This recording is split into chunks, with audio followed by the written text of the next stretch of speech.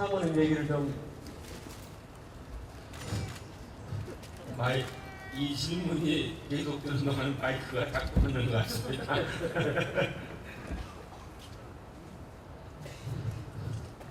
가난한 작가의 아내라는 여러분 짐작하시는 것 비슷합니다. 그 말씀을 좀 해주. 사모님을 어떻게 꼬셔서. 꼬신 거 아닙니다. 제가 결혼을 안 하려고 이제 애써 가지고 37살까지 버텼습니다. 예. 아버님께서 하루는 부르시더니 다 좋은데 내년일에 환갑이다. 환갑잔치에 장성한 마다들이 혼자 지내면 사람들이 뭐라고 할 거 아니냐. 야, 너 효도 한번 하는 셈 잡고 결혼해라 그러시더라고요. 그래서 알겠습니다. 효도 한번 하는 셈 잡고 결혼하겠습니다. 아무 여자하고 하는 건 아니죠. 예. 그래서 우리 아버님이 알았다. 그러면서 며칠 뒤에 여자 하나를 구해왔어요. 그래서 이제 만났고 한 달 만에 약혼했고 다시 2주일 뒤에 아마 결혼했을 겁니다. 네. 그러면 한 달 보름 만에 결혼하셨어요. 네, 제가 과감해서 일단 결단을 빨리 합니다. 지금 그 사모님 말씀이시죠? 네, 안 씻고 가 그래. 근데 이번에 내신 책에도 사모님 얘기가 좀 있어요. 네, 좀 있어요. 같이 오래 살면은 이게 태진아로에 나오는 공반자처럼 되는 거죠. 예. 제가 그 노래를 잘 모르는데 가사는 알아가지고 가끔 한시간 써먹습니다. 예. 한가로운 걱정들을 지극적으로 하는 사내의 하루. 한가로운 걱정까지 볼 때는 누가 더 얘기하는 줄 알았어요. 근데 읽어보니까 쭉 이제 댁에서 나오셔서 불광천을 따라서 한강변으로 가양대교 밑에까지의 코스더라고요. 예. 그 거리가 얼마나? 쭉 돌고 나면 2시간 반 걸립니다. 저는 그걸 갖다 풀코스라고 그러고 예. 뭐 새해의 자유라고 그날 컨디션이나 시간에 따라가지고 이제 그걸 정하죠. 지금 아마 다 궁금하신 것은 건강이 어느 정도이신가 일 텐데 조금 뭐 근황을 소개해 주시죠. 제가 그동안 엄청나게 인터뷰를 많이 했습니다. 이제 사람들이 이제 좀 나갈 때는 책 얘기를 해주면 책이 좀 팔리겠거니 해갖고 나가면 사람들은 책 얘기 별로 않고 주로 제 암 얘기만 합니다. 그 책 하는데 도움은 되겠지만 예상보다는 별로 도움이 잘 안 됩니다. 예. 이런 데 나와가지고 인터뷰할 정도의 건강은 됩니다. 예. 마음 놓고 물어보십시오. 이 책의 한가로운 걱정들을 지극적으로 하는 사내의 하루는 주인공 이름이 현이립입니다. 그래서 현이립이라는 주인공을 말하자면 일종의 복글 선생님의 아바타 같은 존재인데 아니었나요? 아니, 예. 자서전적 예. 소설이라고. 3부작이죠. 예. 소설 정도. 예. 원래 작가가 자기 경험, 자기 얘기가 바탕이니까 모든 작품은 실은 자서전적입니다. 예. 그래서 저는 나중에 작가가 자서전을 쓰는 경우는 이제 드문 이유를 거기서 찾습니다. 예. 그래도 다 썼기 때문에 자서전을 쓸 만한 게 없어요. 예. 제가 이제 등단하고서 두 번째 작품에 이제 군대에서 복무한 경험을 얘기했습니다. 그것이 높은 땅 낮은 이야기. 원래 제가 지은 제목은 고지 평화입니다. 높은 고지 그 평범한 얘기라고 해가지고 예. 키플링의 그 플레인 테일즈 프롬 더 하일랜드 거기 빗대가지고 아, 그거군요. 예. 그래서 이제 이름을 줬죠. 근데 이걸 그 출판사 사장님들은 우리가 몸을 가지고는 딴 거는 안 묻고 제목은 붙입니다. 그래가지고 네. 저를 키워주신 김영 선생님께서 그걸 어, 붙였어요. 너무 어렵다. 높은 땅 낮은 이야기로. 예, 높은 땅 낮은 이야기로. 예. 예, 그래서 이제 제가 군대에서 복무할 때가 1967년부터 69년까지 잠들어 본거같아요. 예. 포병 간직장으로 근무했는데 그때가 전방이 어지러웠습니다. 휴전이 가장 그 어지러운 때였죠. 네. 월남전쟁이 한참이고 김일성 환갑잔치를 서울 쏘겠다고 해가지고 제2전선을 형성한 겁니다. 예. 우리가 이제 월남 파병했으니까 가지 못하도록 그때 그 살벌한 상황을 좀 많이 담았죠. 그러고서 저는 그거로 끝난 줄 알았습니다. 그런데 50대의 제 모습을 담고 싶어가지고 다시 보이지 않는 손이라는 작품을 예. 썼습니다. 그 제목에 가리키듯이 그거는 저의 그 생각, 시장 경제에 대한 믿음을 한 작품에 담으려고 했습니다. 예. 그때 이제 다시 현일임이라는 인물을 이제 다시 넣었죠. 문단에서 엄청나게 논란이 됐습니다. 다 좋은데 이게 노골적으로 자본주의를 칭찬하느냐. 네. 그리고 두 번째는 경제학 지식을 집어넣은 것에 대해서 불만이 컸습니다. 네. 그 비평가들이 자기들이 모르는 지식에 나오면 별로 안 좋아하거든요. 근데 문학 비평가들이 경제학을 읽어본 적이 없거든요. 예. 이 녀석이 얘기한 것이 마땅치 않은데 그래서 제목부터가 마음에 안 드는 거 있었죠. 본전에서. 그래가지고 차라리 제가 좋아하는 비평가가 예. 차라리 이거 읽으려면 경제학 책 읽겠다. 그러고 이제 접근했어요. 그리고 이번에 이제 제가 마지막으로 제 얘기를 써야 되겠다고 했을 때 이제 이 그 인물을 다시 등장시하고 3부작으로 만들었죠. 예. 제가 젊을 때 작가가 되겠다고 문학 공부를 할 때 유럽과 미국에서 이 3부작이 유행했습니다. 예. 트릴로지를 쓰지 않으면 작가 대접을 못 받던 시대예요. 예. 그래서 그 영향을 받아가지고 에라 그러면 이번에 가서 한번 써보자 해가지고서 썼는데 그 내용은 사실 별거 아닌데 제가 묘하게 제가 병 걸렸다는 얘기가 있어가지고 그게 화제가 돼가지고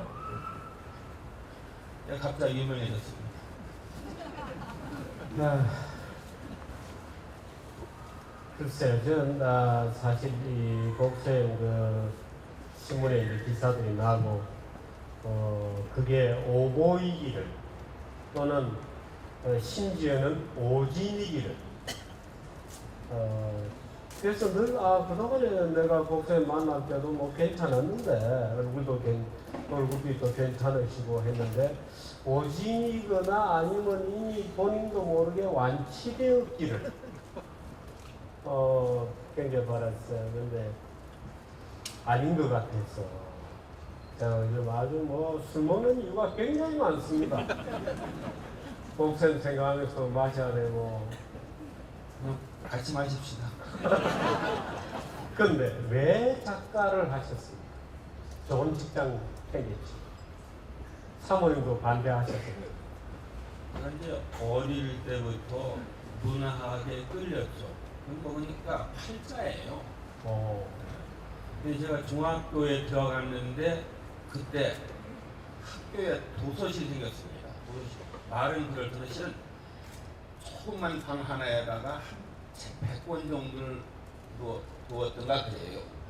근데 제가 이제 가가지고 보는데 뽑은 책이 소월 시집이었습니다. 예. 그걸 읽고 나니까 세상에 이런 것도 있구나라는 생각이 들어요. 예. 그러니까 그 순간 저는 이제 시인 지망생이 된 겁니다. 예, 그래가지고 열심히 썼어요. 지금 생각하면은 시대를 앞선 면도 있었어요. 왜냐하면 그 환경 문제에 제가 굉장히 예민했거든요. 그 과학 소설을 많이 읽어서 예. 우리나라에서 환경시를 안 썼을 때 제가 책자를 많이 썼습니다. 그러다가 김춘수 선생님의 추천으로 현대문학의 이제 소회 추천을 받았습니다. 1983년 일인데, 근데 그 당시가 1980 이제 그 70년대 말 80년대 초가 굉장히 억압적이었잖아요. 예. 그래서 그걸 시로 표현하기엔 부족해가지고 안 되겠다, 산문을 써야 되겠다고 해가지고 예. 쓰기 시작했죠. 그런데 이 소설이라는 거는 그 직장 다니면서 슬금슬금 못 씁니다. 아, 그렇습니까? 네, 시는 짧으니까 예. 또 격앙된 감정이 있으면 그 자리에 쓸 수도 있는데 예. 장편 소설은 그게 좀 다르거든요. 그래서 직장을 그만두고 이제 썼죠. 그래갖고 이제 4해 걸려가지고 발표를 했어요. 그러고 봤더니 그때 비로소 알았습니다. 제가 현대문학의 시인으로 추천된 것을. 예. 그래서 뒤늦게 이제 김춘수 선생님을 찾아뵙고 천류를 했습니다. 예. 그러니까 소설가 시로 먼저 시로 시작해가지고 그리고 이제 소설가로. 김춘수 선생께서 이 친구는 추천해 주는데 왜 얼굴도 안 보여주나 이랬다는 얘기도 있습니다. 예. 그러니까 저를 추천이라는 건 시인을 보고 하는 것이니까. 예. 이제 김 선생님이 소에 추천했으니까 천류를 하려면 신년 들고 오게 이렇게 이제 김현 선생님에게 말씀하셨어요. 아, 그랬었죠. 예, 김현 선생님은 저를 이제 이끌어 주시는 게 스승이신데, 그래서 김현 선생님께서 이 친구를 안 찾아오나 하고서 전화를 하신 거예요, 직장으로. 예. 직장에 뭐가, 그러니까 그 사람 자취를 감춘 지 오래입니다, 이렇게 되어있어요. 그래서 제가 4년 뒤에 전화를 드렸더니 복형, 안 된 얘기지만 복형한테 무슨 일이 일어난 줄 알았어 그러더라고요. 예. 그래서 이제 제가 4년간 이제 그 잠적을 하는 바람에 이제 심리가 삐져드린 거죠. 그 잠적 4년하고 비명을 찾아 쓰신 다음인가요? 그렇죠. 네. 써가지고 이제 원고를 갖다 드렸을 때 드디어서 전화를 드렸더니 그 얘기가 예. 비명을 찾아서는 차관점 말하자면 그 기본 모티브는 일종의 그 최인훈 작가의 총독의 소리 같은 일종의 얼터나티브한 그런 거죠. 예, 이게 최인훈 선생님은 하도 한국 문학에서 여러 분야에서 대초로신 분이라서 예. 저는 그분을 뛰어넘는 게 일단 처음에 목표를 뒀습니다. 그렇군요. 하도 뛰어난 분이라. 그래서 제가 스스로 최인훈 선생님이 아류라고 자처합니다. 근데 제가 이제 과학에 흥미가 있기 때문에 과학과 문학을 결합하는 수단으로 과학 소설을 많이 이제 공부했습니다. 예, 그러다 보니까 과학 소설에서 그 나오는 기법들을 이제 알게 됐는데 그 중에 하나가 대체 역사입니다. 얼터너티브 히스토리라고 해서 지금과 다른 현 실제한 그 세상과 다른 그 세상 역사가 이제 달라져 가지고 시작되는 세상이 예컨대 뭐 했다면이죠. 이제 철학자들이 카운터 팩토리라고 합니다. 실제 일어난 사건이 아닌 그런 사건이 일어났다고 해가지고 가정하고 서는 걸 카운터 팩토리라고 하는데, 예컨대 나폴레옹이 워털루 전쟁에서 이겼더라나 그렇게 하고서 이러이러한 세상이 나왔을 거다 쓰는 것이죠. 그런 기법의 좋은 점은 우리가 매일 보지만 잘 눈에 안 들어왔던 것을 새삼스럽게 보게 할 수가 예. 있습니다. 그걸 소위 그걸 갖다 낯설게 하기라고 하는 것이죠. 예. 두 번째는 이 작품이 굉장히 그 체제에 대해서 비판적이라서 예. 당시 그냥 억압적이었던 그 오공에 대해 가지고 예. 거의 정면으로 이제 겨눴어요. 예. 근데 그것을 예컨대 당시 전두환 정권에 겨누면은 물론 안 되죠. 출판 자체가 안 되는 거죠. 예. 근데 그것을 갖다가 일본의 그 군부 정권에 겨누면 되거든요. 예. 그래서 예컨대 그 정통성이 없는 사회의 근본적 문제는 예. 가장 중요한 그 권력 자체가 정통성을 잃는 것이다. 이게 실은 그 얘기를 저는 전두환 대통령에게 하고 싶었는데 예. 그걸 할 수가 없죠. 그러니까 그거를 일본 군부 출신 수상에게 예. 하는 거로 한다든가. 그러니까 상당히 이제 사회 비판적이었죠. 그 당시에 일본 문제가 꽤 중요한 문제 중에 하나 있습니다. 80년대 봄에. 그래서 비명을 찾아서의 이토 히로부미가 죽지 않은 거죠. 그래서 말하자면 이토 히로부미가 지배한 말하자면 대한민국이라는 나라는 태어나지 않은 어떤 상황에서 말하자면 대한민국을 알아가는 이런 재발견의 과정으로 이제 그 책이 말하자면 본격적인 데뷔작입니까? 첫 작품입니까? 첫 작품은 아니죠. 첫 작품이죠. 첫 작품이었습니다. 네. 그것도 3권이었지 않습니까? 예, 세 권을 써가지고 그거는 이제 과학 소설이었죠. 예. 그러니까 21세기의 지식인이 갑자기 16세기의 그 조선조 사회로 가가지고 자기가 지닌 21세기 지식으로 16세기 조선 사회를 개혁하는 거죠. 예. 그거는 역사 소설의 범주에 들어갑니까? 아니면 과학 소설의 범주에 들어갑니까? 대체 역사 뭐 이렇게 돼요. 그러니까 대체 역사를 말하자면 뒤집어 놓은 거죠. 예, 시간 여행 소설이라고 볼 수가 있고, 예. 그러니까 형식은 시간 여행 소설이죠. 21세기에서 16세로 가니까 저는 그걸 무역지로 봤습니다. 직접 무역지로. 그렇잖아요. 자기가 가지고 있는 지식을 가지고 그걸 무기로 삼아가지고 사회 전체가 아니 뒤바꾼다는 얘기죠. 무역지라면 비룡, 비호, 운협지 이런 거 뭐 전 무지하게 읽었댔습니다. 예. 뭐 지금은 아마 무역지를 잘 읽지 않은 세대들이 많을 것 같은데 이명희 교수도 많이 읽었죠. 무역지, 운협지. 네. 그렇습니다. 근데 소설 말하자면 과학 소설이라는 영역에는 아이작 아시모프라든지 뭐 로봇은 뭐 주인에게 대들면 안 된다. 뭐 말하자면 이런 뭐 로봇 3원칙 이런 만든 아이작 아시모프 같은 대가들이 또 있지 않습니까? 뭐 조금 뭐 어떻게 그분들로부터 뭐 귀뜸을 받는다든지 뭐 이런 게 있나요? 과학 소설은 이제 특별한 하나의 장르 문학인데 거기는 선구적인 사람들이 다 있습니다. 예. 그러니까 뒤에 오면 이제 유리헌정은 선구자들이 훌륭한 선배 작가들이 이제 닦아놓은 길을 가니까 수월해요. 예.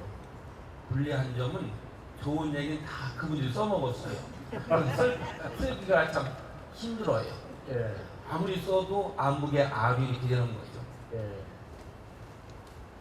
제가 이 한가로운 걱정이라는 책을 최근에 열심히 보면서 복 선생님 같은 흉내를 내서는 안 되겠다. 저도 그렇게 생각했습니다. 복 선생님 쓰시는 글과는 다른 글을 나는 써야 되겠다. 따라 쓰다가는 어려밖에 안 되겠다. 지금 잘하시잖아요. 이게 우리 그 나라에서 경제적 자유주의 발전 과정에서 저는 두 시기를 구분합니다. 정규제 TV 이전, 정규제 TV 이후. 이게 개인적으로 보면 입지전적 얘기고 사회적으로 보면은 개념적 돌파를 이룬 겁니다.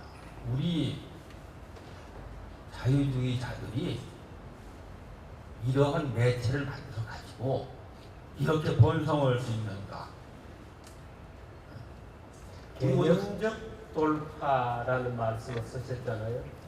혹시 얘기가 쭉 가는 바람에 그 다들을 혹시 놓치셨을까봐 개념적 돌파 이런 말을 쓰셨는데 조금 설명을 해주세요. 개념적 돌파라는 것은 돌파하는 군대용 거죠. 전선이 있는데 둘이 대처고 있어요. 그런데 양쪽에서 군대에서 이제 정찰관하고 이제 찔러봅니다. 약한가. 그러다 약한 것이 발견되면은 대부대가 집중해가지고서 전선을 뚫고 들어가죠. 딱 뚫고 들어간 겁니다. 그걸 갖다가 이제 돌파라고 그래요. 브레이크라고 그러죠. 돌파가 되면은 이제 그 다음에 그 뒤로 이제 대부대가 들어가가지고 적군을 확대해갖고 적군을 포위하고 이제 그 후방을 파괴합니다. 그런데 개념적 돌파라는 것은 그것을 개념의 차원에서 이제 이루는 것입니다. 좀,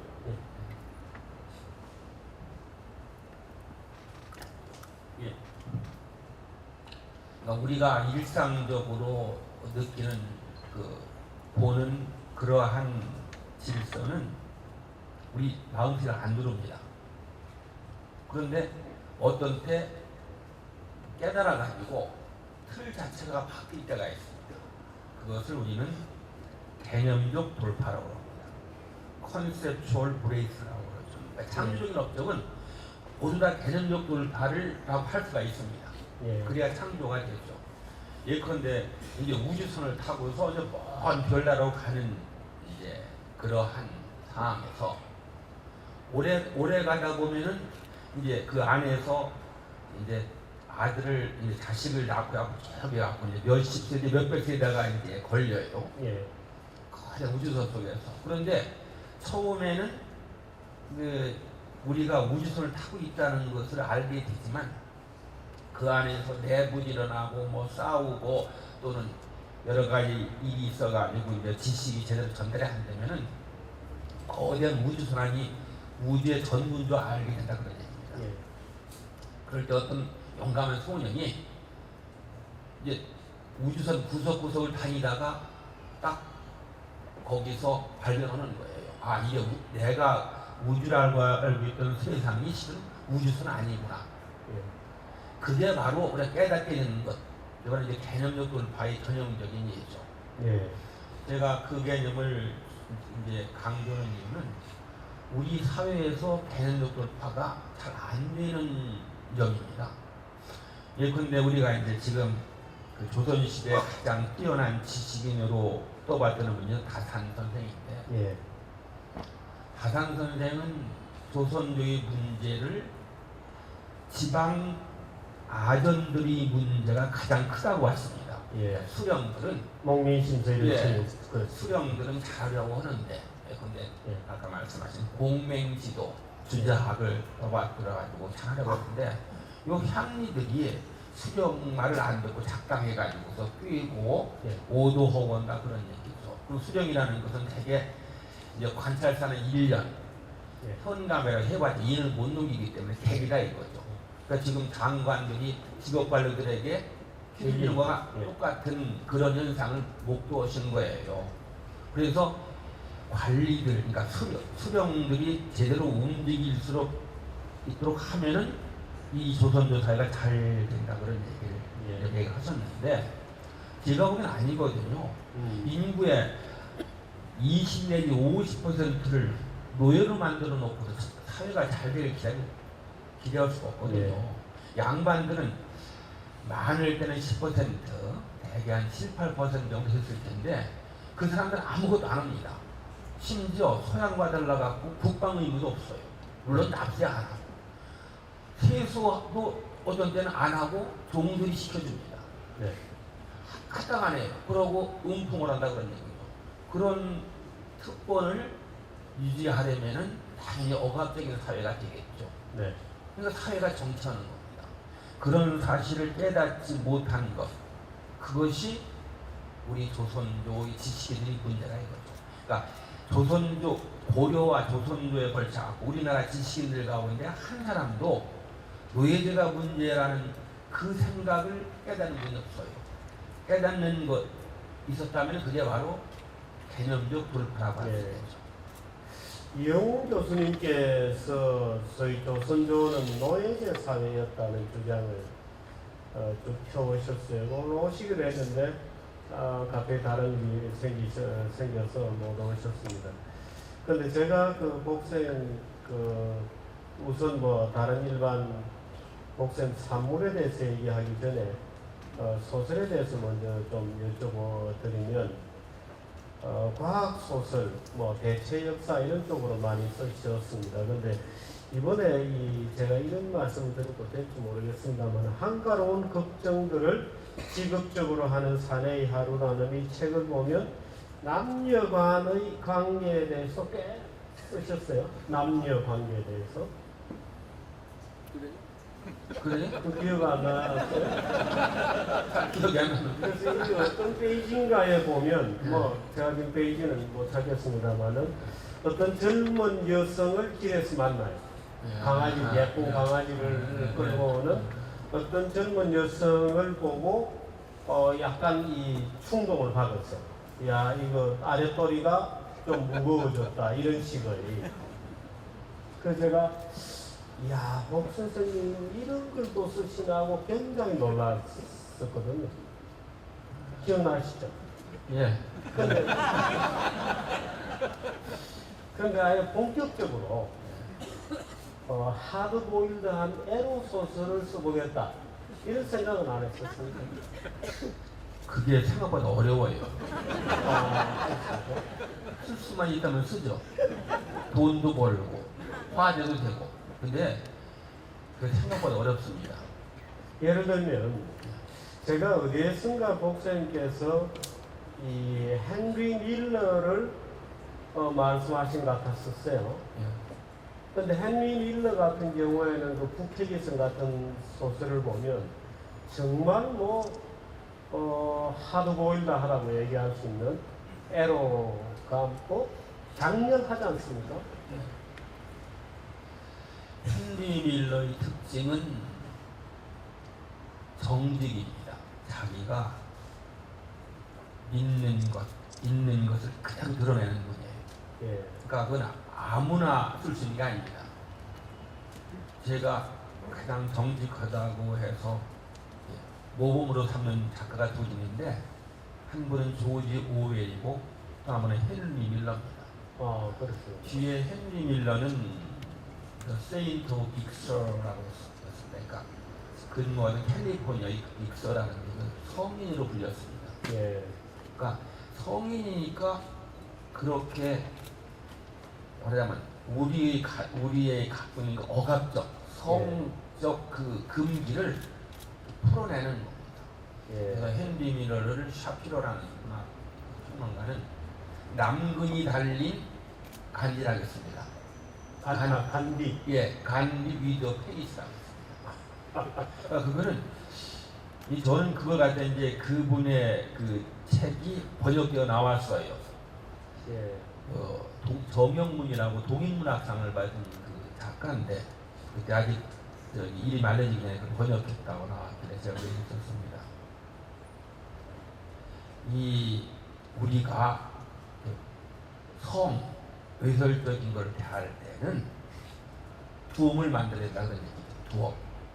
두엄을 만들면은 더러운 것이 다 발열돼 갖고서 이제 깨끗하게 돼요. 원래 두엄은 박테리아가 없습니다. 고온이기 때문에. 다 죽어버리죠. 그리고 그게 깨끗해져 갖고 이내 땅으로 들어가 가지고 다시 자양분이 돼 갖고 새로운 그 작물을 키웁니다. 그러니까 저는 그와 같이 훌륭한 소설은 두엄과 같다고 생각을 하죠. 우리 마음 속에 있는 것을 참 깨끗하게 정화를 시켜줘요. 이 성적 인간이라고 하는 조그만 소설을 제가 언젠가 본 적이 있습니다. 거기는 이제 오에겐자부로 노벨 문학상을 받았던 오에겐자부로가 쓴 소설인데, 그 성적 인간이라는 소설도 정말 무자비한 성애를 다루고 있더라고요. 그래서 제가 정말 깜짝 놀라서 근데 혹시 오해를 하실지도 모릅니다만 전혀 에로틱하지는 않습니다. 그 소설들이 무자비한 성을 다루고 있죠. 그래서 야, 이 정도 쓰면 나도 성의 소설가가 한번 되어보겠다. 그 자신이 없어서 저는 못하고 있어요. 그래서 이 복선도 늘 뭐 한 50권 가까운 책을 쓰셨는데, 제가 좀 아쉬운 거는 성의 소설도 한 권 정도 써주셨으면 좋지 않았을까. 근데 성 얘기 나오면 꼭 주로 진화 이런 쪽으로 도망을 가시거든요. 진화론 뭐. 제가 정 선생님께서 쓰실 여지를 남겨놓게 가죠. 저는 그 성을 생물학적으로 보기 때문에 별로 그렇게 그러니까 에로틱한 소설을 쓰는 거에 대해서 별 내키질 않아요. 에로틱하다는 것은 성을 에로티즘이라는 것은 결국 성을 이루기 위한 장치거든요. 그러니까 머릿속에 그렇게 분석이 되면 그 다음부터 안 되죠. 잘 안 돼요. 우리가 이 성이라는 것이 얼마나 위험한 그 발명이냐면은, 생각해 보세요. 제가 그냥 무성생식을 하면, 처녀생식을 하면 제 유전자가 그대로 자식에 갑니다. 그런데 유성생식이라면 제 유전자의 반만 가죠. 그렇게 불리함에도 불구하고 성이 발명됐어요. 엄청나게 이게 혁명적인 일이거든요. 그 성문을 생각하면 감탄하게 돼요. 자연이 사람은 도저히 생각 못하는 겁니다. 그런데 자연은 발명했잖아요. 대신에 짝을 찾는 것은 굉장히 힘들어요. 그러니까 보통은 안 되죠. 그러니까 힘든 그 짝 찾기 과정을 견딜 수 있도록 우리의 성욕은 엄청나게 강합니다. 모든 욕망들을 억제하고 내가 이걸 따라야 되겠다고 할수록 힘들게 강해요. 그러니까 우리 사회가 이와 같이 이 모양을 하고 있는 것은 바로 거기서 나오는 겁니다. 성이라는 것이 아주 위험한 발명이기 때문에 그것을 우리가 이제 다루려면은 그래도 나른다 그런 얘기죠. 지금 그 역사 속 나그네를 3부작을 쓰셨고요. 지금 이제 그 후속편 3부작이 이번 가을에 나옵니까? 그럼 전체 6권입니다. 이 후속 3부작은 어떤 내용들입니까? 처음에 3부작 3권까지 있을 때는 이제 막 기병을 해가지고 조선 중앙정복의 싸움을 시작한 겁니다. 첫 전투를 이겼어요. 첫 전투를 이기고서 이제 막내에 오르는 그 밤에 막내 오르는 것을 끝냈거든요. 그러니까 독자들이 이게 뭐냐고 이제 항의를 많이 하셨어요. 그래서 중간에 끝내고 이거 내느냐. 그래서 제가 이제 좋게 얘기를 했죠. 독자들에게 말씀을 드렸어요. 곧 씁니다. 그러기를 20년 넘게 해왔어요. 그랬더니 독자들이 처음에는 당신 사기야 그러더라고요. 요새는 그전화도 안 와요. 그러니까 제가 독자들을 잃어버린 겁니다. 작가에게 독자가 사라진다는 거 굉장히 가슴 아픈 일이거든요. 그리고 막 갑자기 번창하던 음식점에 손님들이 갑자기 끊어지는 것과 아마 비슷한 아픔일 거예요. 그래서 이제 3권을 더 썼어요. 그래갖고 실제로 그 싸움에서 이겨가지고 이제 독립 정권을 수립해 갖고 그 중앙정부에 예속되지만 자치를 하는 거로 타협을 봤어요. 예. 그 과정이 전부 다 이게 싸움 과정입니다. 제가 그 아주 전사에 대해서 흥미가 많아가지고 예. 그래서 이제 발달된 그 21세기 군사 지식을 가지고 예. 16세기 가서 이제 독립된 정권을 갖다 전쟁을 통해서 수립하는 거거든요. 그래서 제가 직접 무역지라고 하는 겁니다. 예. 한번 읽어보세요. 예. 아니 훈역시 뭐 기룡 기호 이후로 제가 무역지에 좀 목이 말랐는데요. 한번 열심히 사서 읽어보도록 하겠습니다. 그런데 복 선생님께서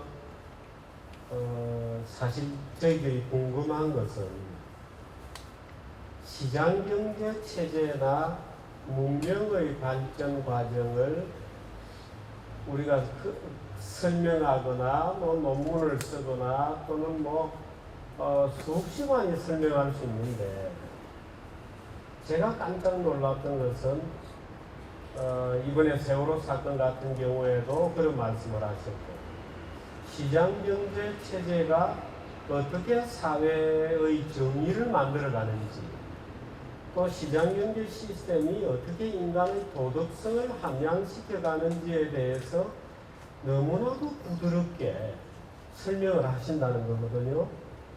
그런데 그런 차관이랄까, 차관이라 그러면은 좀 너무 어떤 계기적인 것 같지만 그런 생각을 어떻게 하시게 되었습니까? 우리가 다 그렇게 생각하잖아요. 여기 계신 분들. 간단하게 한번 얘기해 보면 이렇습니다. 만일에 그 학부모들이나 학생들이 인천에서 제주도를 가는 항로에서 여러 개 선택이 있어가지고 가장 안전한 배를 선택할 수 있다면 이번 사고 절대 안 일어납니다. 간단합니다. 왜냐하면 처음에 기우뚱 하는 배가 있으면 다음에는 소문이 퍼져갖고 그 배 이용 안 되죠. 그렇죠. 그러면 그 배를 소유한 회사는 망합니다. 네. 근데 그것이 작동 안 했어요. 왜 그러냐면은 그거는 독점 항로를 부여한다는 것은 바로 정부의 개입이거든요. 예. 그러니까 일부 독점 항로를 부여합니까? 물론 명분이 있겠죠. 뭐 규정에 따라 갖고 안전한 운행할 수 있는 것만 고르게다 등록하는데 다 그 명분이에요. 가장 확실한 거는 소비자들이 선택할 수 있는 겁니다. 교육도 마찬가지예요. 왜 학부모들이 전교조 교사가 적은 학교를 찾아가지고서 인터넷을 두드립니까? 예. 선택 여지가 없다면은 전교조 한 달 뒤에 다 무너집니다. 안 무너지는 것은 공교육이라는 그 명분을 내세워갖고서 학부모나 학생들이 선택할 여지가 없게 만들어서 나오는 거거든요. 삼성전자, LG전자가 얼마나 서비스를 잘해요. 갖고 가다 보면 좀 냉장고 하나를 들여오면은 옛날에 있던 냉장고 밑에 있던 그 많은 먼지 다 자기들이 깨끗하게 청소해가지고 갑니다. 왜 그런가요? 소비자들이 선택이 가능하죠. 안전 문제는 소비자의 선택이라 그런 얘기죠. 아까 도덕 말씀하신 도덕도 그래요. 도덕이라는 게 딴 거 아니거든요. 피부치가 아닌 사람들끼리 협력하는 하나의 기제입니다. 그러니까 도덕이 없는 사람들이라면 물건 품질이 안 좋은 거 팔고 길 안 지키고 애프 서비스 안 하고 그런 사람들이 시장에서 살아남을 수가 없죠. 간단한 겁니다. 그러니까 당연히 그러는 사이에 도덕이 지켜야 된다는 얘기입니다. 도덕은 본질적으로 다른 사람들의 대한 배려라고 우리가 하죠. 이건 따지고 보면 상대방에 대한 재산권을 존중하는 겁니다. 우리가 이제 공중도로를 얘기할 때 제일 먼저 꼽는 것이 교통신호죠. 횡단보도를 건너가는데 파란불이 켜졌어요. 근데 생목을 지나가죠. 몸이 어싸가죠. 폭발하고서 저 망할 놈 모욕하죠. 보행자가 파란불이 켜져가지고서 횡단보도를 건너갈 수 있는 것은 그 사람의 재산권입니다. 예. 공중도도 가만히 보면 다 재산이어요. 예. 당연히 그 재산권이 잘 지켜지는 시장경제, 도덕이 함양되죠. 반면에 권력은 부패하는 경향이 있다. 이거 대통령이 한 말씀인데 그거 다 알잖아요. 그걸 또 그러면 권력은 비례해가지고 부도덕하게 됩니다. 북한 보세요. 절대 권력자가 있으니까 도덕이 나올 여지가 없잖아요. 예. 예컨대 장석대 수청하잖아요. 그 수청 안 되잖아. 인간적인 거지. 거기 도덕이라는 게 있을 수가 없거든요. 권력자가 마음대로 하는 것이 바로 게 도덕이에요. 예. 답변이 됐습니까? 박수를 좀 주십시오.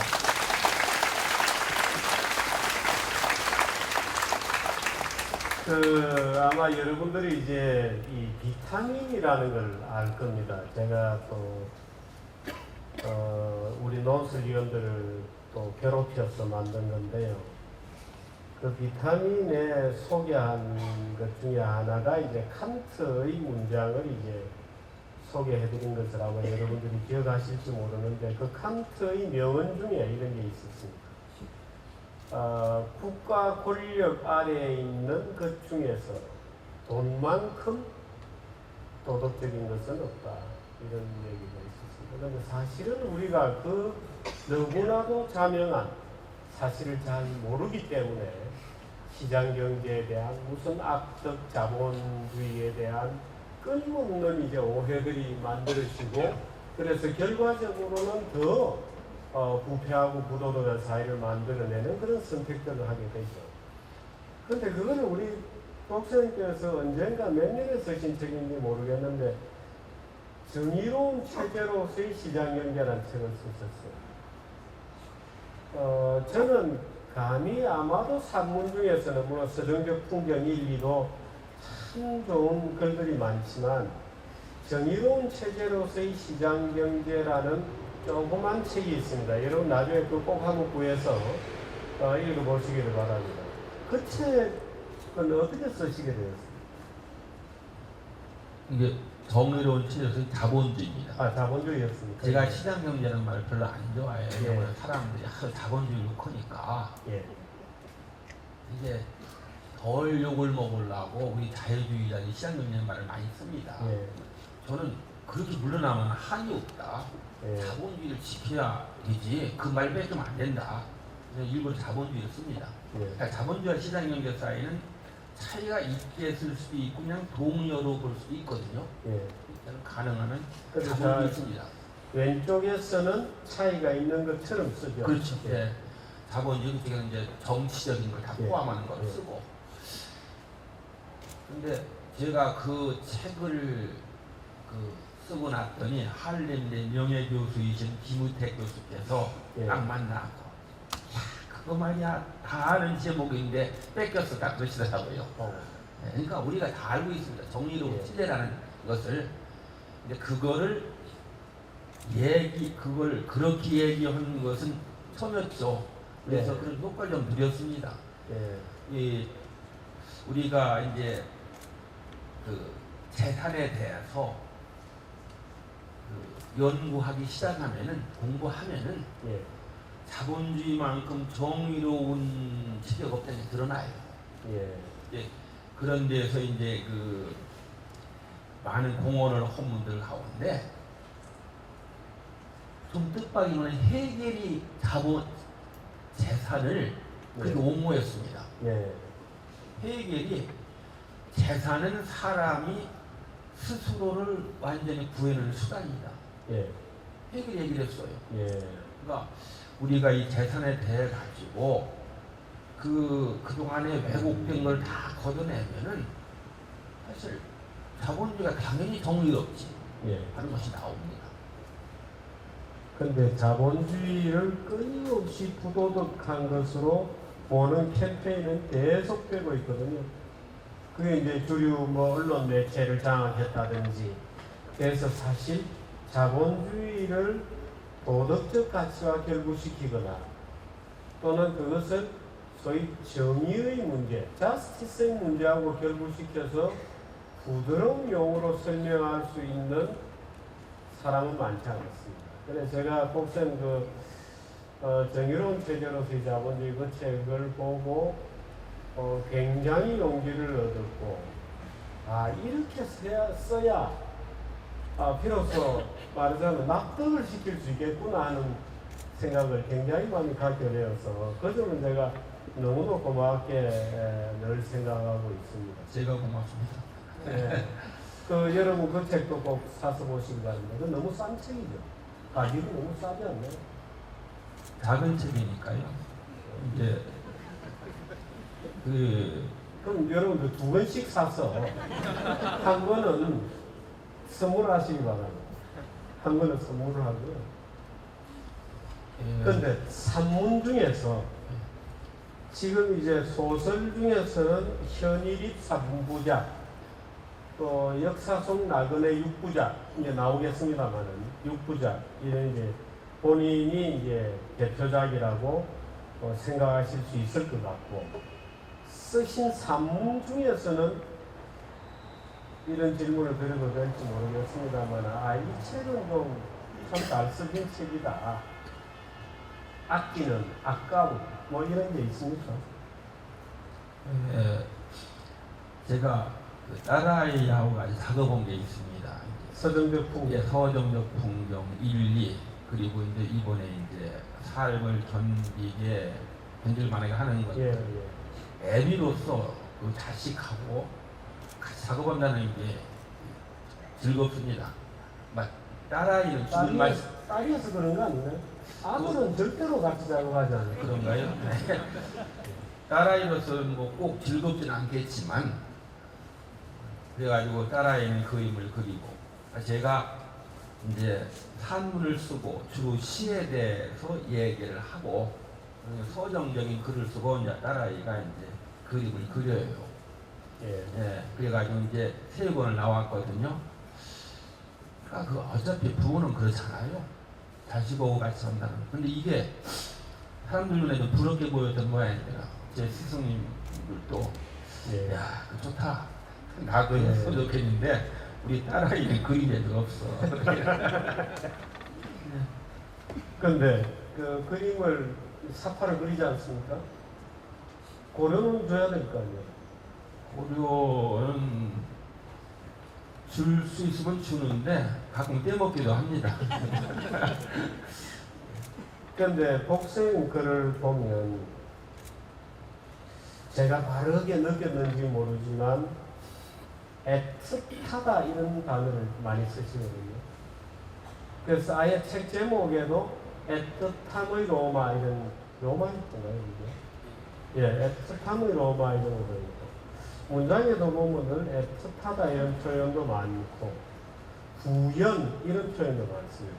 뿌옇다는 이제 약간 그런 느낌인데, 제가 근데 복생 글을 쭉 이렇게 저는 굉장히 많이 보면서 제가 느껴지는 것은 어디엔지 그 밑에 흐르는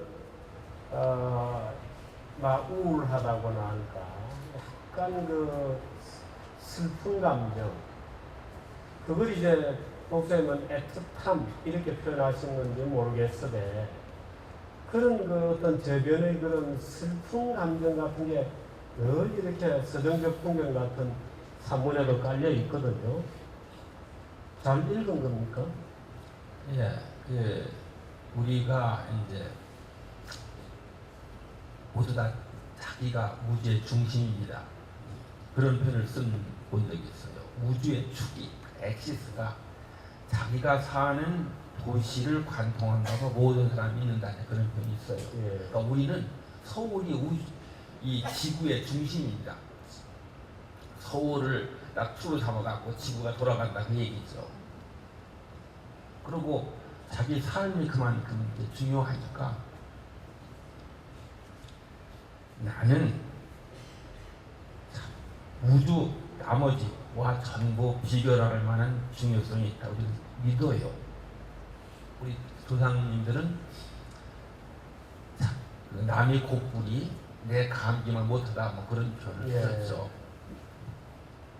그런데 현실적으로 안 그렇거든요.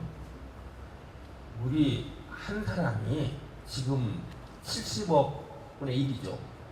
그 전에 40억 년 동안 있어온 조상들이 있죠. 예. 앞으로 또 무한대로 뻗어갈 사람들이 있죠. 예. 후손들이 있죠. 그 생각하면 제가 있으나 마나예요. 제가 없다 사람이 하나도 없습니다. 그러니까 제가 그 없었으면은 저 비슷한 누가 있었을 거라 그런 얘기. 예. 업적도 마찬가지예요. 플라톤이나 아리스토텔레스가 없었으면 다른 철학자는 없을 거고, 갈릴레오나 뉴턴이나 아인슈타인, 맥스 플랑크가 없었으면 또 그런 일을 또 누가 틀림없이 했을 거예요. 예.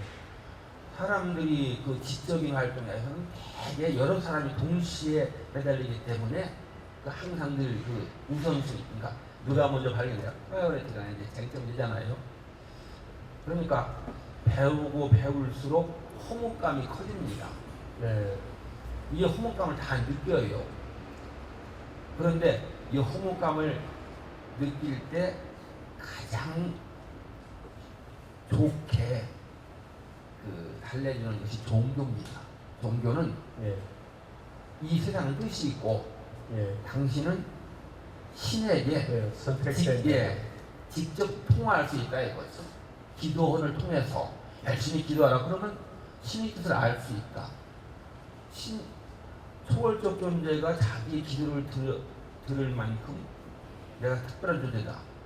그거 아니 되잖아요. 예. 기독교가 그렇습니다. 기독교가 그렇고 불교가 그렇고, 불교도 마찬가지예요. 윤회를 통해 가지고 예. 말하자면 당신은 영생한다 그런 얘기죠. 네. 그러니까 사람이 종교의 공통된 것은 당신은 영원히 사라지지 않는다는 얘기입니다. 예. 때로는 이는 육신 그대로, 아니면 영혼만이라도, 그것도 안 되면 다음 세상에서 윤회를 통해 가지고 영원히 이어진다 그런 얘기입니다. 그런 것을 이제 우리가 위안을 받는데, 이 불행한 도둑들이 있어요. 거의 지식인들이죠. 예. 과학을 의존한 과학은 그런 얘기를, 위로 얘기를 안 해주거든요. 예. 그러니까 과학을 하는 사람들이 만나는 문제는 허무주의입니다. 예. 그러니까 그럴 때 그것을 견딘다 하더라도 밑에는 어쨌든 간에 불안과 슬픔이 이제 깔려 있는 거죠. 예. 그래서 캐서린 맨스필드라는 미국 여류 단편 소설을 얘기했어요. 사람이 삶을 간직하게 되면 약간은 서글픈 감정이 된다. 예. 조지 오웰은 대놓고 그랬어요. 원래 인간 되게 불행한 법이다. 행복을 찾지 말아라. 그렇군요.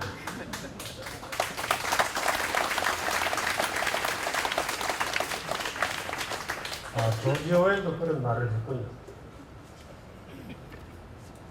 조지 오웰이 엄청나게 고생을 하고 말년에 폐기라고 죽었잖아요. 예. 그런 사람이 어떻게 그게 낙관적이 될 수가 있나요? 조지 오웰이 적어도 젊었을 때, 어디입니까? 스페인 어디에? 달려갔을 때만 해도 낙관주의자였어요. 아니에요. 그 낙관주의라기보다는 그 사람은 해야 될 걸 해는 사람인 거죠. 카탈로니아에 갔을 때, 카탈로니아 창가를 쓸 때만 해도. 저는 그전에도 아니라고 생각해요. 왜냐면 파리하고 런던에서 막노동하고 했을 때, 예. 거기 보면은 무슨 대단한 희망을 가지는 건 아닌 것 같아요. 예. 느껴져요. 비종교적 자유는 허무주의를 깔 수밖에 없다. 그렇죠. 근데 완전 허무주의는 아니죠. 왜냐면 제가 그 우주에서 차지하는 그 기준이 뭐냐면 0.000 해갖고 이것이 이제 뭐 10억 곱절에 10억 곱절 된 뒤에 하나가 딱 찢을 거 아니겠어요. 예. 0은 아니에요. 예. 작다 그런 얘기죠. 그러니까 그렇게 작은 것을 의지하고서 어떻게 살아가느냐. 예. 그게 중요한 거죠. 너무 철학적인 얘기가 되지 제가 자꾸 그런 철학적인, 제가 원래 전공이 철학이기 때문에 죄송합니다. 자꾸 그런 좀. 어쩌면 그게 중요한 일 아니겠어요? 우리가 매일 잠자리에 들 때 형이상학적인 물음을 하잖아요. 그 실제로 야 정말 살기 힘들다 이렇게 느끼신 분 있습니까? 많죠. 그거 안 느끼면 사람이 아닌 로봇이죠. 어떻게 극복을 하셨어요? 저는 우울함은 운동을 합니다. 역시 몸을 고달프게 하는 것이 마음을 달래는 가장 좋은 일이죠. 예. 어떤 운동을? 아니, 저는 걷기 뭐 걷는 것은 뭐 제가 이제 근무하던 곳이 이제 선박연구소라는 곳인데 예. 제가 나온 지 31년이 됐어요. 예. 근데 그쪽에 아직 전설이 떠돌아다닙니다. 제 가지고 있는 것은 다 이제 거의 다 이제 깨지고 했고 예. 뭐가 떠돌아다니나 했더니 예전에 보감옥이라는 사람이 있었는데 그 사람은 1년 365일 운동량을 본다. 비가 와도 눈이 와도 기숙사생활을 했기 때문에 예. 365일 그렇게 돌았어요. 운동을 하는 것이 우리는 운동하게 되어 있거든요. 예. 그러니까 운동을 하면은 역시 예. 혹시 우리 젊은 친구들 중에 좀 마음이 불편할 때는 운동을 좀 열심히 하시나요? 근데 사실은 마음이 많이 불편하면 운동하기도 싫거든요. 그게 이제 우리의 문제입니다. 요즘 이 젊은 친구들이 굉장히 좀 아마 피곤하고 우리 사회에 실망하고 그런 것 같습니다.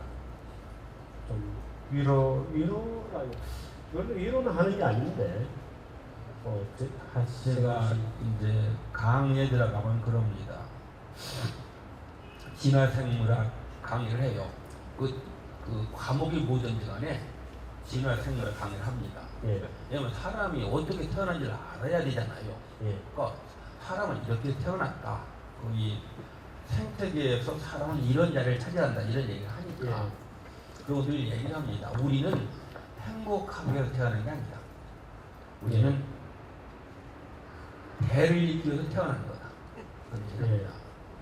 그러니까 자꾸 행복 얘기하지 말고 불행하다고 한탄하지 말고 자식 많이 낳아서 살기를 궁리를 해라. 그 얘기를. 근데 사실 이게 행복이 마치 국가에 대한 청구권이기라도 한 것처럼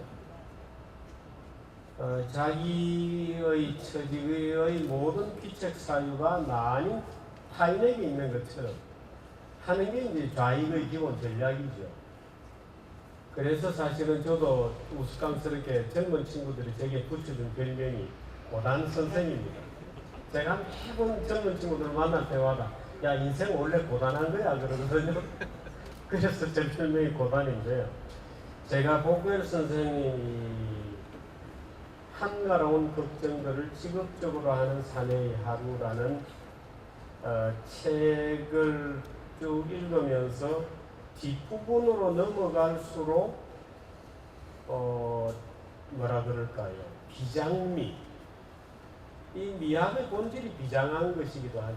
그래서 비장미가 아주 클라이막스로 이렇게 치닫는 부분에 아주 시들이 기가 막힌 시들이 있습니다.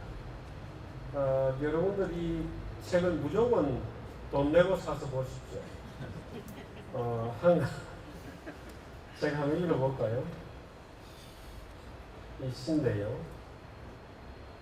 사실 이거를 제가 읽다가 중단하면 우리 손상우 원장이 나와서 계속 좀 읽어주거나 아니면 우리 남정우 교수께서 좀 나와서 계속 읽어주시거나 이 심장이 약간 있어야 읽을 수 있어요. 저는 이 심장이 약해가지고 읽다가 몇 번이나 울음을 터뜨렸기 때문에 모르겠습니다. 우리 김정삼 작가가 작가는 좀 심장이 강하잖아. 우리 김정삼 한번 일어나 보세요. 앞으로 좀 보여주세요.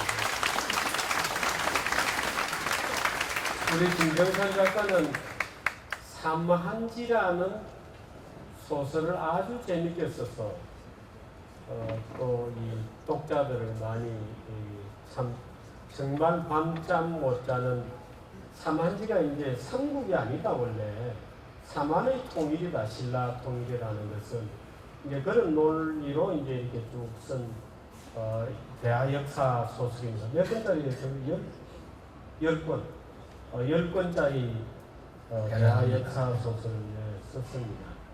그런데 그렇게 지겹지 않아요. 굉장히 빨리 스피드하게 읽을 수 있어서 아주 좋습니다. 그런데 김 작가가 나와서 다음은 신장 두꺼운 이명희 교수 어때요? 강 교수 나와보세요.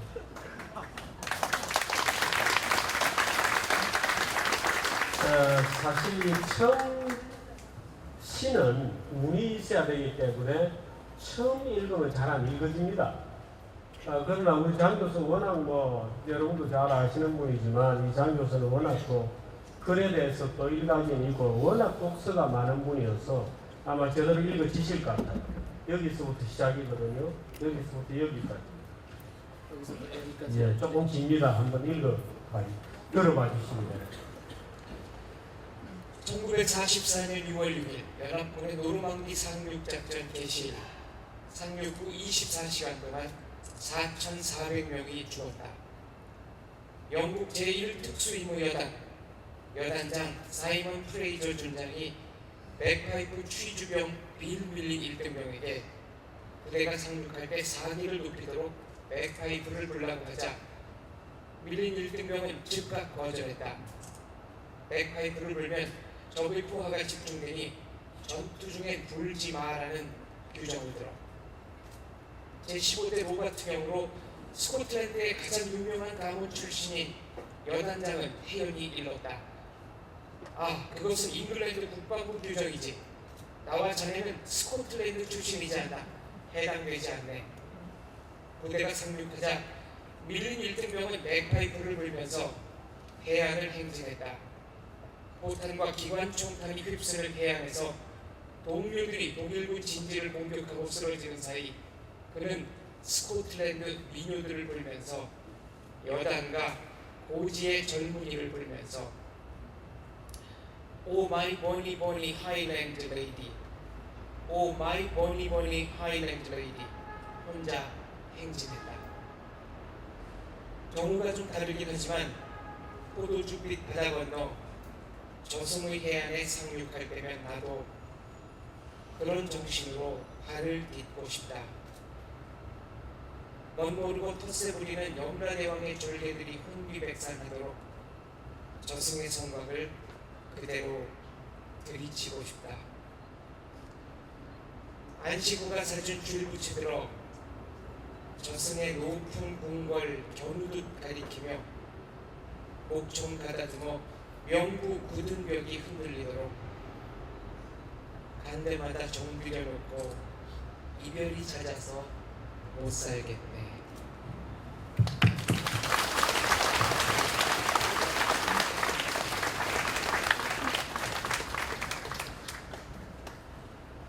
여러분 아마 그냥 지나가듯이 읽어서 조금 못 느끼신 부분도 아마 있을 겁니다. 그런데 나중에 노르망디 상륙작전 이 부분은 여러분들이 기억하셨을 테니까 이 시를 한번 나중에 꼭 한번 보시기 바랍니다. 저는 이런 시는 처음 봤어요. 아주 굉장한 시죠. 제가 제대로 본 것이죠. 아마 제가 볼 때는 이 책에서 독자님께서 제일 공들여 쓰신 시가 이거. 고맙습니다. 저도 이제 그렇게 생각하는데 늙어가니까 젊을 때는 큰일 난다고 했는데 아무것도 못하고 결국 제가 죽은 다음에 안식은 어떻게 살아갈까 그런 걱정하게 된 처리가 좀 부끄럽습니다. 그 장면도 있습니다. 그 사모님 걱정하는 장면이 있는데 아마 여기 오늘 오신 연세가 좀 드신 분들은 느낄 거예요.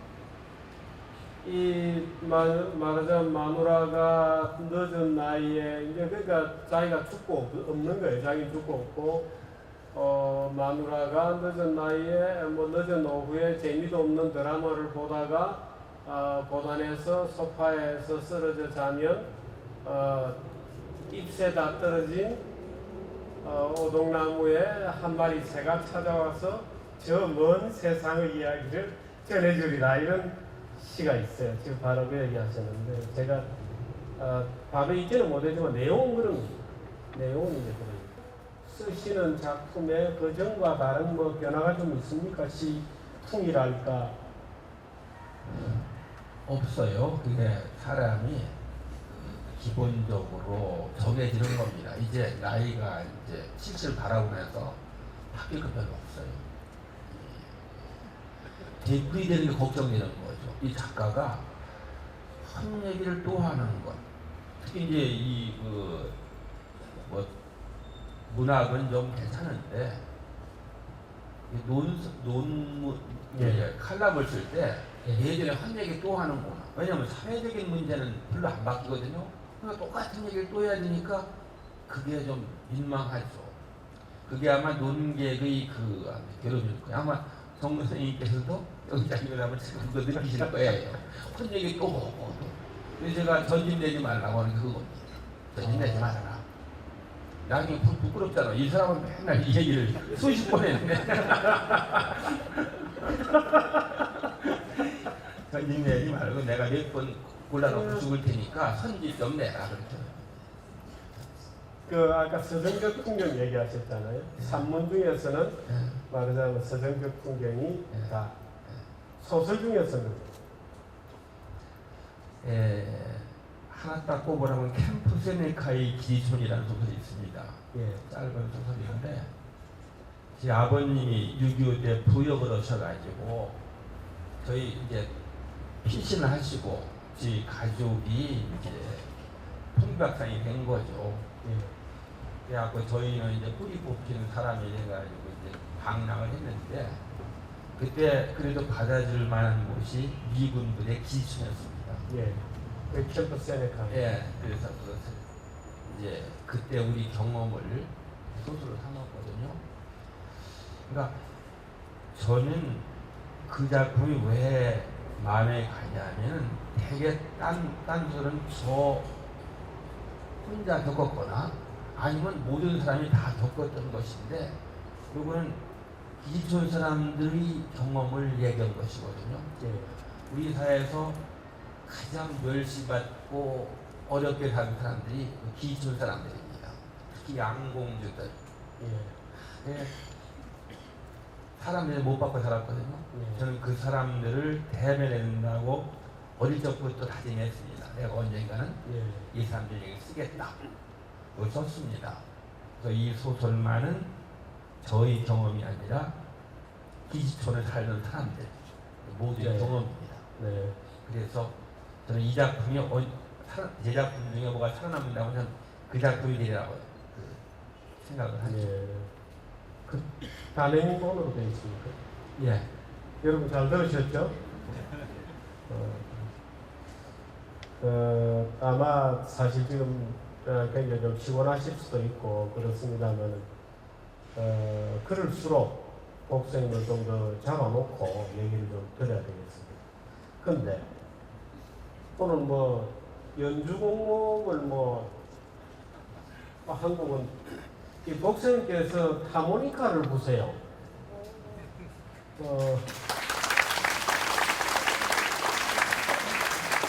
하모니카 준비해 오셨습니까? 네. 지난 토요일 날 이 모임을 관장 실무자인 이유진 씨가 걱정이 태산 같아요. 왜 그러냐 했더니 원래 제 요 시간에는 동영상을 좀 틀기로 했던 모양입니다. 예. 그런데 장소가 안에서 밖으로 나오는 바람에 못 쓴다고 그래요. 걱정이 크길래 제가 그랬죠. 내가 심심하면 하모니카를 가끔 부는데 그거 한번 물어볼까 했더니 이 저기 화내져요. 예. 그래서 이제 그 실없는 농담이 진담이 돼버린 겁니다. 원래 말이 늘 시간이잖아요. 예. 제 경우가 많았어요. 농담하다가 이게.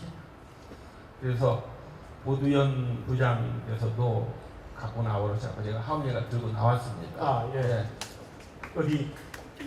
여기 예. 여기 있는 상원에 가방 좀 여기. 예. 네. 가방.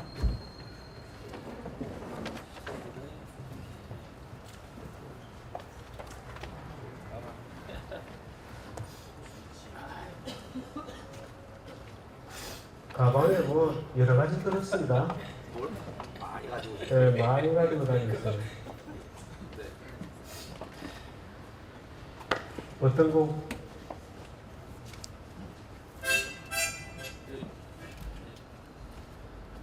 이번에 꽃다운 학생들이 하늘나라로 갔는데 아마 부모님 계신 고향이 그리울 겁니다. 그래서 나의 살던 고향은 꽃피는 산. 고향의 몸을 부르겠습니다. 예.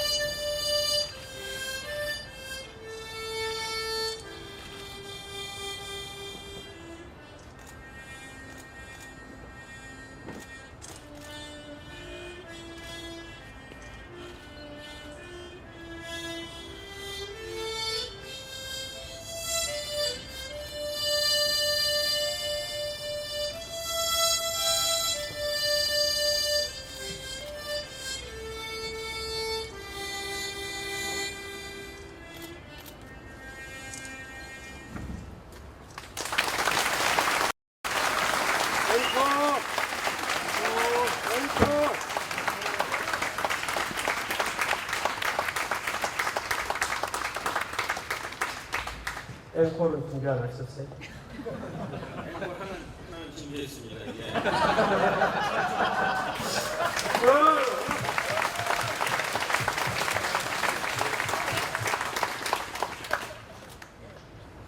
제가 많은 도움을 받은 그 철학자가 계십니다. 윌 듀어럼스라고 철학가 계십니다. 그분이 소위 인생 철학을 말씀하셨는데 제가 그 감명을 받고 도움을 받은 그 말씀 가운데 이런 얘기가 있어요. 삶이 쓰디 쓰는 해악으로 보일 때 쓰디 쓴 것은 용서하고 해악만을 의미하라. 그분은 쓰디 쓰는 해악을 비터 제스트라고 표현했습니다. 비터 제스트, 쓰디 쓰는 해악. 실천잘 안 됩니다. 그 말씀을 떠올리는 것만 해도 도움이 돼요. 러시아 혁명이 일어나고서 그 동유럽의 귀족들이 조국에서 맨몸으로 탈취했습니다. 그 사람들이 이제 서쪽으로 와서 이제 주로 프랑스에 머물렀습니다. 그래서 당시에 파리에 택시면서 전부 다 백자가 아니면 후작이라고 하는 농담이 떠돌았습니다.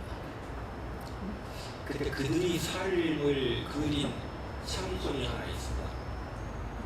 예, 다리 밑에 노숙을 하는데 이제 그 냄새나는 하수가 흐르는 걸 보고 이런 얘기입니다. 여보의 후장, 이 호텔 괜찮아. 바람도 잘 불어서 환기 잘 되고 저기 향수하고 물은 공짜잖아. 견딜만하다. 그런 게 해악이 참 좋았습니다. 술래뽕 파리의 달인이십니다. 예.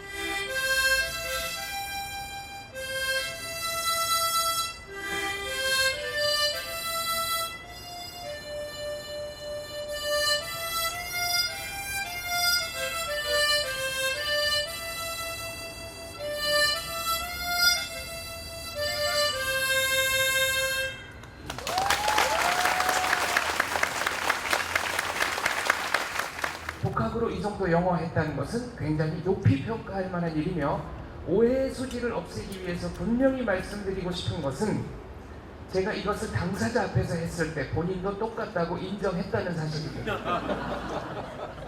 네, 이분이 북한 핵 문제에 대해서 질문을 받자 이렇게 답했습니다. It is impossible to think about this. The political situation of Korea under the progressive order. However, as far as I concerned, the nuclear weapon of North Korea is not only the serious problem of Korean peninsula, but also one of the important aspects of international politics.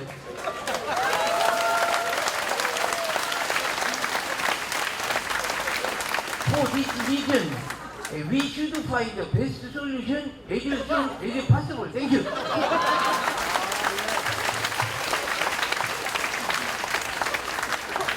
복고일 선생님이 충청남도 아산 분이시고요. 저는 선산이 충청북도 진천에 있습니다.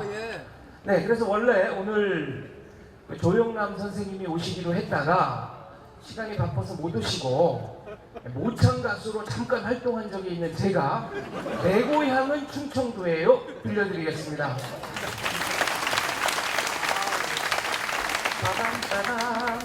따담따담